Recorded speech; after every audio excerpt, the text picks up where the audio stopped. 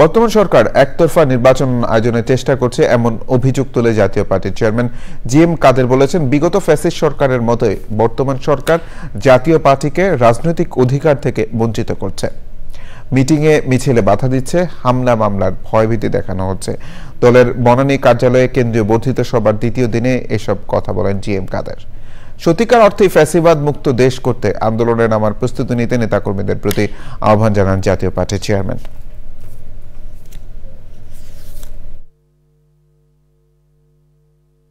নব্য ফ্যাসিবাদের উত্থান আমরা দেখতে পাচ্ছি।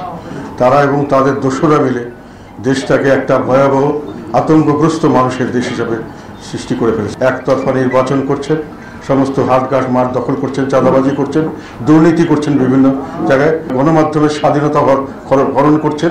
সংবিধানের অধিকার সেটা সেই অধিকারগুলো পর্যন্ত তারা বিভিন্নভাবে খর্ব করছেন। রাজনৈতিক দলগুলো যেমন আমাদের দলকে তারা কোনোখানে মিটিং মিছিল করতে দিচ্ছেন না, খুবই বিভিন্নভাবে তারা বাধাগ্রস্ত করছেন না, শুধু তারা আমাদের উপরে সহিংসতা করছেন এবং আমাদেরকে ধরে নিয়ে মামলা দিচ্ছেন এবং মামলার ভয় দেখাচ্ছেন।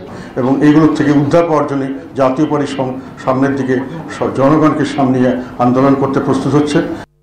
বান্ডেল থাকলে প্রতি সেনমানিতে টাকা বাঁচবে। বিকাশ সেনমানি বান্ডেল কিনে জিতুন প্রতি লেনদেনে।